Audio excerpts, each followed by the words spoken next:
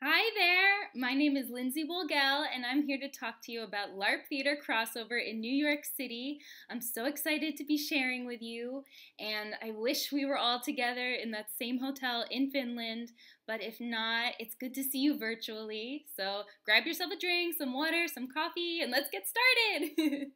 I'm going to tell you about myself, how I ended up here, and a few of the shows I've been in this past year as a actor facilitator, and I'll talk about their design a little bit. I interviewed the creators, Brian Hart of Sinking Ship Creations in New York and Caro Murphy of Incantrix Productions in Boston. And so I'll talk a little bit about like what my specific role was and what I learned. I definitely want to tell this story because it is so miraculous. I just want to say like how I ended up speaking to you today. So here's the quick version. I took a class on participatory theater taught by theater maker Cesar Alvarez, who wrote a LARP musical called The Universe is a Small Hat. And Cesar is a Knutepunkt alum, and that musical was just under development at Princeton when this all happened, but hopefully it will happen again soon. So Cesar brought Nina Essendrop to UArts, my school, to create a participatory theater piece called The Eighth Palace. And a few students were in it. I was one of them, and so we got to do it at UArts, and then we brought it to the Flea Theater, which is a downtown theater in New York that makes really cool work. So, I graduate, that was in spring of 2016. Fast forward a few months, 2017 winter. I'm meditating, and I got this message that was like, text Cesar. And I was like, what? Text Cesar? Okay. So I texted Cesar, and I was like, hey, how are you? It's been a few months since I graduated. I'm living at home. Do you have any ideas for me? And they were like, actually, do you want to come and run Nina's piece that we made at this really cool international Nordic LARP conference in Norway in like 2 weeks? And I was like, yes. And I had never even left the country. So I got my passport like immediately and went, and it was awesome. And I'll show some pictures. This is a picture of us, of the piece we did. It was before Knutepunkt at the Interaction Unfinished Festival during Week In. And so, the rest is history. I fell in love with the amazing people I met, and I was so interested, and so I came back. I also want to make sure I talk about why do I care about this so much as an art form, and as the way that I'm choosing and so interested in merging my storytelling as a theater artist. So I believe that LARP is art for sure, and I love the way that LARP has such a deeply transformational aspect to it, as described so beautifully in Sarah Lynn Bowman and Angel Hugas's recent Butterfly Manifesto that they co-authored this year, as well as Jonea Kemper's keynote from yesterday. LARP just holds so much power for personal transformation, personal emancipation, personal freedom, just ways of growing and looking at yourself. And so I have a very, very strong belief that we need to constantly be challenging ourselves, looking at ourselves, putting ourselves through difficult things so that we can learn from it. I'm an Aquarius.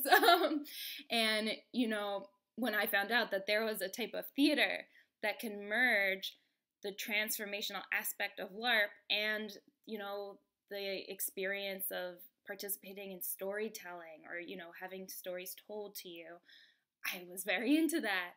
And it's interesting, as far as the way that I actually consume stories, even for an actor, I don't watch a ton of TV or movies. I do love live theater when I can go, but I think that I get a lot of the stories that I like, the stories that live within me from people I know. I do a lot of spiritual development. I go out and try to do new things, travel to new places when I can, like Scandinavia. And so, it would make sense that to me, what's really interesting is a type of theater, again, where the story is not just spoon-fed to you, because we've been hearing stories in the same forms for so many years, and it doesn't always enact enough change. Especially because so many musicals, so many plays, they keep getting done in the exact same ways. This is definitely, an issue in the theater world. So, the fact that I could help audiences to be forced to look at themselves, to be forced to step outside of themselves. They're really forced because we are doing it right then and there. When you embody somebody else, there's like no way it won't affect you in some way. And of course, Edu-LARP theory says that, educational LARP theory says that we know that from, theater therapy, things like that. So, I feel so blessed to get to be right up close with people and help in their personal transformation, help them do something they've never done, which maybe is act, maybe step into a role, maybe they've never done that. And kind of tell that story through them. The story is pulled out of them, it's guided out of them. And I am very blessed to be of service to that. I hold it very dear, and it's important.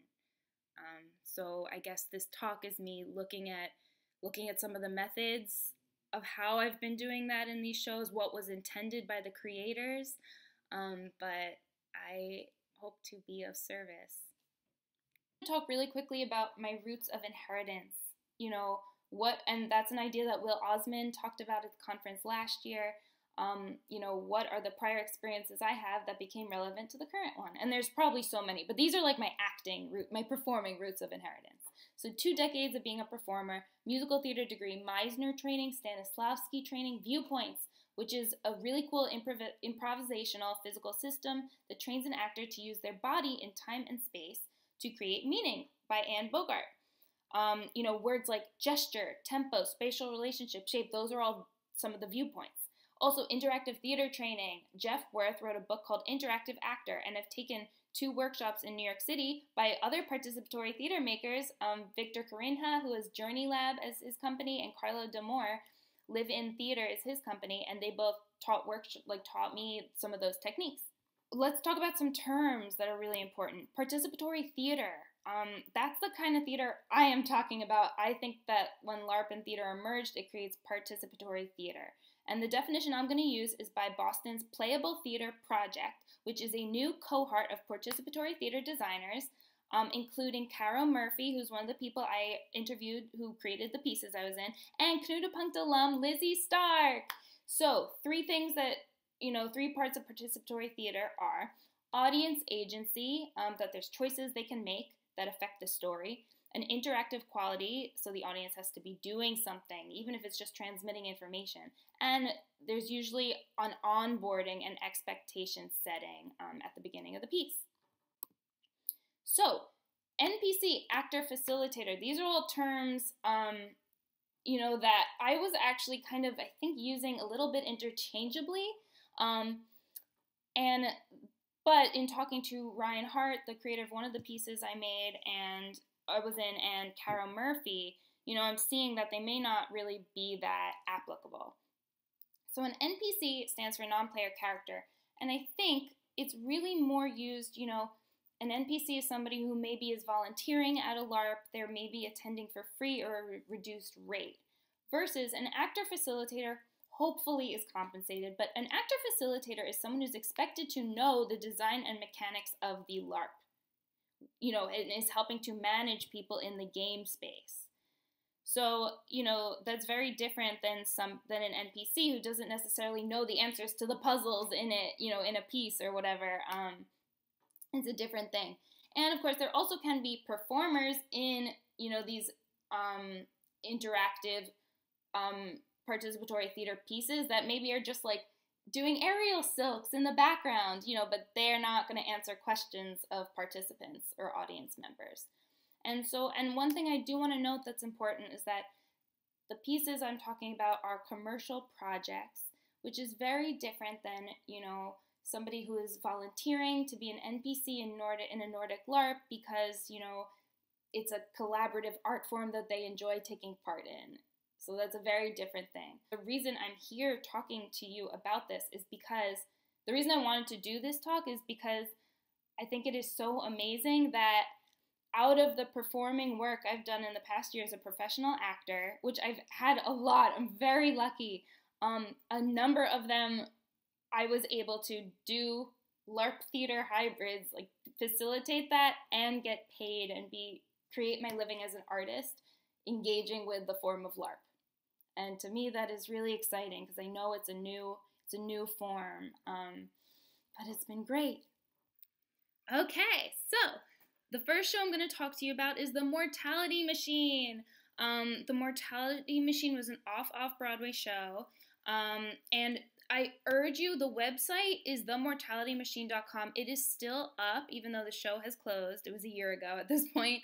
And you can see the entire design document because it's really brilliant. So it was produced by Sinking Ship Creations, which is Ryan Hart's company. It was created in 2006. Let me get my slides. Okay. It was created in 2006, incorporated in 2018, and it's Ryan Hart, Jason Knox, and Betsy Isaacson. And so, the show was choreographed by Laura Marson. And by the way, Ryan Hart was at Knutepunkt last year, and he gave a talk on LARP in the military. So the Mortality Machine was choreographed by Laura Marson. It ran at Wildrance in Chinatown. Wildrance is this space. It's a basement that is used. Tons of immersive theater productions use that space. And it ran, previews began January 10th, and then it was extended, and it closed February 24th, so that's a long run. And it was written to be both LARP and immersive theater. So I'll give you the concept really quickly. Basically, 5 people passed away in a medical experiment, and authorities sealed the lab. And then, years later, their relatives investigated, and using dance to represent the supernatural, the friends and family of the people who passed away learned secrets about life and death. So that's the short concept. And it takes place in 2014. So basically, this was an illegal medical experiment. And before their family and friends could figure out what happened, the incident was covered up, and no one could get into where they were living because of police tape, and they couldn't get in. So no one knew how they died, what happened.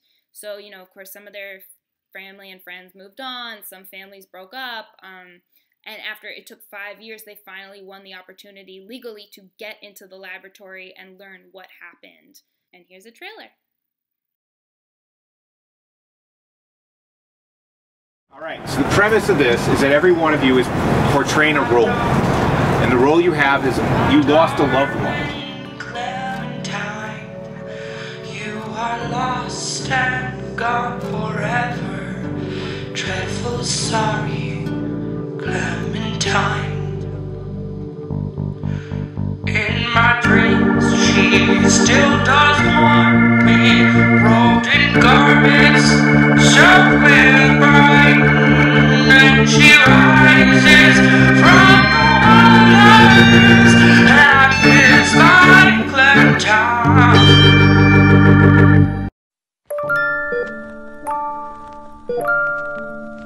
The Mortality Machine is a story of a group of individuals who are the people who are coming to see the production, and they assume the role of people who have lost loved ones in an illegal medical experiment in a Canal Street basement 5 years ago.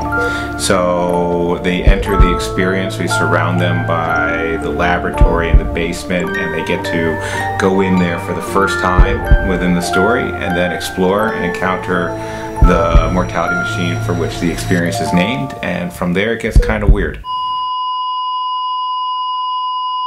To explain more about the Mortality Machine, I have to tell you a little bit about the style in which this lives. So Ryan Hart says theatrical LARP is the style. It's an American design, so it's definitely different than Nordic design. I would say a hallmark of an American LARP is tension, especially dramatic tension. So it's very common to have character sheets with motivations and goals. Competition is popular, and it develops through tension with other players. Also, this type of play is also informed a lot by acting. You know, Stanislavski, Udahagen, Meisner, that pursuit of objective and motive through action. So when everyone is doing that, that creates dramatic tension. I wanted to find some statistics. You know, so many New Yorkers, people in the Northeast, people who are into immersive theater and LARP have, you know, background, either studied theater, like did community theater, theater in school. So the Theatre-Larp Style operates under the idea that theater goers should be able to come off the street and participate with the design. And also this idea that, like, you know, many people know how to act, but few know how to LARP, at least in America. And so the importance of facilitator is definitely the next thing I want to talk about. All of the performers in the Mortality Machine were considered facilitators. And Ryan explained facilitators to actually be a crucial element of the piece. They're part of the design. So, you know, elements in the design of a show could be lighting design, the props. And so he said that facilitators are the only element that can adapt to the audience, which is true. You know, once your lighting design, once you open, in previews you can still change it, but once you open, the lighting design is set. You can't change anything, you know, but the facilitator, you know, being a living, breathing human being, can adapt, can change, and, you know, calibrates based on what the participants are doing. So we're also a safety element. Of course, you know, I, as the reporter, I did an onboarding speech at the beginning that explained safety mechanics and things like that. We're also an element of calibration. And Ryan called the facilitator an avatar of the design, which I like, and said that, you know, we're actually the two most memorable elements of the show is the machine, the Mortality Machine, and the departed, you know, participants leave, remembering their experiences with them. So this is a little video about my me like reflecting on this role, and it's interesting some of the things I say. You'll watch it, you'll see. It's been really fun being an NPC, non-player character, or actor in a LARP show. It's not easy because there's no script. You know, there is not one set way this show could go. The audience plays our main characters, some of our main characters, so, you know, every single night is just totally different, and they're like co-creating a story together. So it's like really special and really beautiful to watch. So I just do whatever I can to like make it juicier or make it more exciting or help them out. It's been an amazing ride. In watching that video, and something that Nina Essendrop brought up to me, that it's interesting to think, like, when I'm doing these roles, am I acting or am I LARPing? And this role was tough because I think sometimes I felt like I should be LARPing more, but that actually wasn't in the design. And when and one big part for me, like a big element of LARP is co-creation. And that's kind of something I learned from LARPing in Scandinavia, because I didn't LARP very much in New York.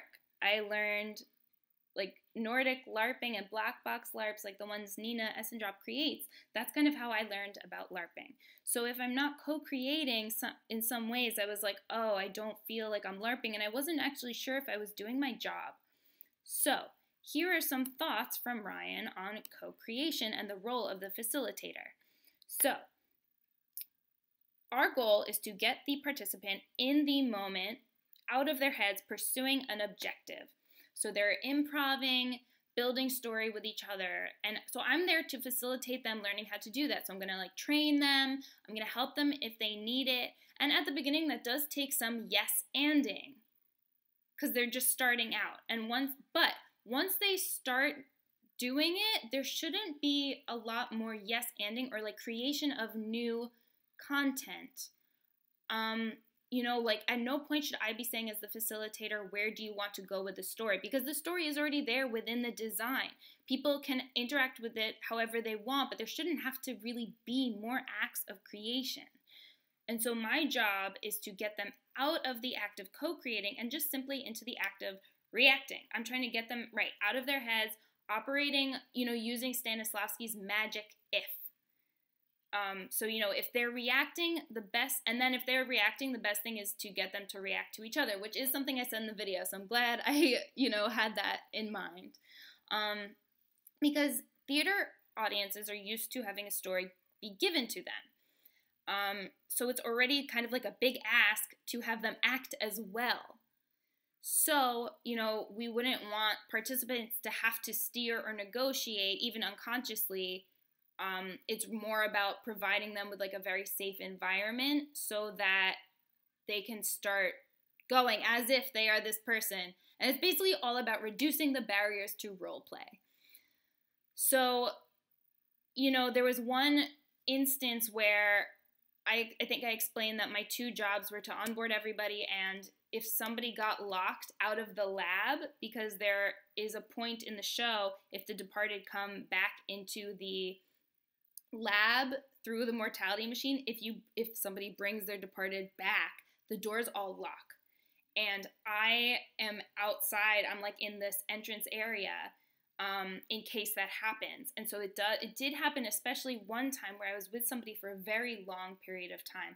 So I started building, you know, we started having this whole thing that got pretty heated. We got into this whole argument because he was like, why do you care so much about this? And then I made up that my family member had, you know, the same disease that everybody else had. And so at first, you know, I do think, and so what Ryan said is that in that moment, I actually took on more of the role of one of the departed. So still a facilitator role, but is more the departed, their facilitator character, they were the ones who were creating this emotional journey. So I did feel like I kind of went outside and was doing some co-creating, maybe that I didn't need. But I definitely think it went well with that audience member, and he had said to me after that that was very powerful. And so to that, Ryan said, like, you know, we pay you to improvise, like, for your improvisational skills. So those are kind of my reflections on this piece. It is so brilliant. Okay. The Infinity Engine. So this is an immersive pub crawl written by Caro Murphy that Incantrix Productions brought to, you know, Sinking Ship in New York, ran it, which had already been run in Boston a few times. So this is the first New York City run of it. And so basically it takes place in 1904, and participants, also it was steampunk, participants take on the role of recruits into this secret organization. And so they're asked to look at the last will and testament of Professor Nigel Thurgood, who created this infinity engine that can travel through time and space. So, of course, like, Thurgood was very into puzzles, and he, like, hid all of his secrets by giving, like, different pieces of a puzzle to different contracts. And so, basically, the participants were trying to solve these puzzles and find the last will and testament of Nigel Thurgood. And whoever found it, whoever, like, solved all the puzzles and had access to the will could have control over, like, who gets the Infinity Engine. So I played, and I'll show you, I love this dress I wore. I played Penelope. Yeah, Penelope, I was like the ingenue, and I was the sad beloved of Nigel. So I'm very sad that he has passed. Every stop, there would be 2 different characters, facilitators, and each stop would be a different bar in Lower Manhattan. And most of the characters belonged to one of these 2 secret societies, and one was like based on order and science and reason, and the other one was like magic and chaos. And so we each played a game. We would play a game with the people and tell them a little bit about Nigel and give them a clue. They were trying to solve a puzzle. Brett Lenny was with one group, and he took all of these pictures. So the Infinity Engine got really interesting for me in the final scene. Basically, to set the scene for you, all the characters are there at this final bar. We meet, you know, we all head there when all of our participants have gone through, and we meet everyone at the bar. And so this final scene is where things got interesting. Basically, at this point, the players have found the puzzles, they get to open the will, they get to decide which faction do they give the Infinity Engine to. And So, you know, although characters are supposed to be present, here I felt my acting senses, my spidey actor senses, I think they kicked in because, you know, they're talking about the will and I'm the beloved of Nigel Thurgood, so I want to know. So on either side of the table, Athena Peters and Allegra Durante, they were each the head of the two orders, showing you the pictures. They were there. So I think I like unconsciously like wiggled my way into where I was standing on the side of the table. So I was like in between them. So it made this triangle. And I think that was viewpoints. You know, that was me. I think my viewpoints coming out, I changed the spatial relationship. So it probably also unconsciously signaled to the audience that this is like a third choice. Maybe they can pick me. Because I do think it was written in the design, Caro said, that, you know, they could either pick one of the two factions or maybe pick another solution. So I think I was unconsciously signaling, like, pick me. And, you know, earlier in the day, a group started to hint at that. Like, they were like, oh, what about her? And I didn't know that was an option. I actually thought that's not supposed to happen. So I got, like, weird about it, and I didn't pick up what they were kind of putting out. And I don't know, I didn't really... I didn't bite on that and, you know, continue that thread. I just kind of like got awkward because I didn't think that was actually a choice. So I was really bummed about that. So luckily I did this, I kept doing my same thing of like creating this stage picture, and another group did the same thing where they were like, what about her? And then I kind of like stepped forward and I stepped into that role, and then it happened so that, you know, they ended up picking me instead, and not like, you know, entrusting the will and the machine and everything to me. So that was like a big LARP win for my character. So yes, it was my actor senses, but as a LARPer, like that was so satisfying because we changed. That's never happened before, I don't think, in any runs. And I was like really satisfied. Like, oh, I got to LARP. I got to change the ending myself, you know, from within, from this design element that's within. And what Caro said about that is that, you know, Caro designed so that, you know, the audience members can choose. They think that it's important to support player choice in the design so that players can take agency and support co-creation. So, you know, and I guess as a facilitator, it's my job to support the players in taking agency. So if they're like ready to take agency, I gotta, you know, swoop in and run with it with them. You know, some people need a structured ending with rails and others don't need it or want it. So that was just a really fun thing, you know. I'm thinking of, my actor self came out and that rewarded me with a little fun LARP experience. And I do think it takes some being brave, you know, to change, you know, in a situation, because the choices I make also affect the outcome of the piece. And I'm going to talk about this more in calculations. So let's go to the next one. So calculations, this was the most challenging acting gig I have ever done. So we are here with Sinking Ship Creations. I'm Lindsay Wolgel, and this is Betsy Isaacson. And so we are here today because this is the first New York run of Calculations, written by Caroline Murphy of Incantrix Productions in Boston and adapted by Betsy Isaacson. Yeah. And so we're in the Yotel Hotel, which basically looks like a spaceship because that is the setting of this LARP LARP theater crossover experience. Yeah, pan around, it's real pretty. It's really cool looking. Yeah, we really do look like we're in a spaceship right now.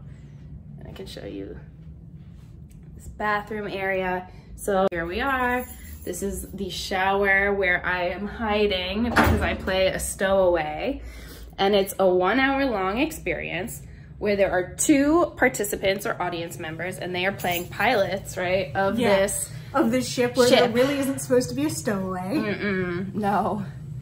And it's a major problem that I'm there, basically, and so it comes down to some really important calculations that everyone is going to have to make. And so this is what, the second day. We ran it last weekend. Yeah, we ran it last weekend. 5 shows. And we're doing 5 shows this weekend, 5 shows the next weekend. And yeah, it's really, really cool. I don't think there's anything else like it happening right now. Not that I know of. Not that I know of. It's really intense. It requires so much from the audience members. It's really like up to them. It requires so much from you. That's true too. That is true. This is basically a life or death situation, and it can end pretty intensely, but it's really, really fun. And so, yeah, we have one more cast member coming who plays an AI, an artificial intelligence. So she's actually only here, there's a phone in here, so we'll hear her voice, which is like this voice of an artificial intelligence on the spaceship. Yeah. But she's actually in another location. And so, yeah, this is our second show day, and I'm really excited. Yay! Bye! So that was me before a night of 5 performances, and this is me after. And that is a wrap on my 2 separate days of performances. It's been an emotional journey. It's been a journey. Each one is completely different. And that's the nature of this kind of piece. It's crazy. Participatory, it's LARP, it's a mix. It's just like each one is completely different because it's completely whatever the participants make up in collaboration with me.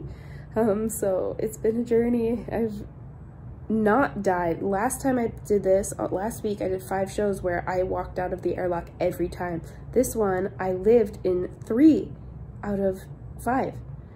Totally different, just a totally different thing where like one of the captains they killed themselves to save me. So it's crazy. This is such an amazing art form to like be a part of. I'm so glad to be a part of this, and yeah. I'm going to talk really fast because I am almost out of my time. First of all, the changes that Betsy made was that the participant number was increased to 2. It was 1 before. So now it was 2 participants. You know, it's a nice night out at the theater, immersive theater, with a friend. So, you know, and in the story that made it possible for one of the pilots to die instead of me. And so I had the same experience as in Infinity Engine where someone hinted that they might die instead of me, and we hadn't actually talked about that being something that was supposed to happen. So I didn't know if I could, but I didn't really go with it, and I had the feeling that I had robbed the participant of their agency. So when the chance presented itself again in a later run, I went with it, and it ended up happening quite a few times where, you know, one of the participants would choose to, you know, choose their own death instead of mine.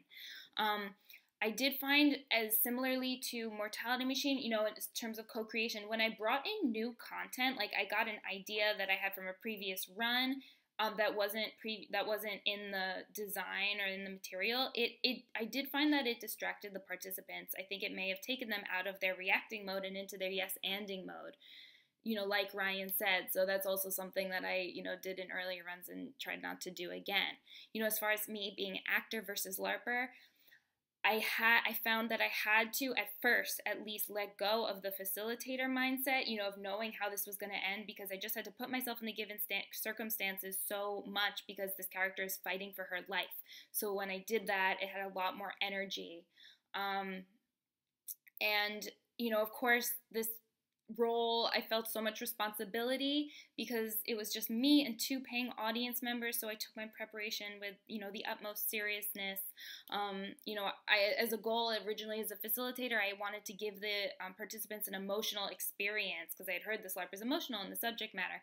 And as I was reminded by my acting coach, you know, in acting, you don't strive for emotion. You ground yourself in the given circumstances. You use substitutions from your own life to put yourself in the emotional life of the character, and that's what you do. In conclusion, I'm almost out of time, but, you know, I think as far as looking at whether I'm, you know, an actor or LARPer, you know, while doing these facilitating gigs, you know, it's much more of a sliding scale or mixing desk rather than an and or.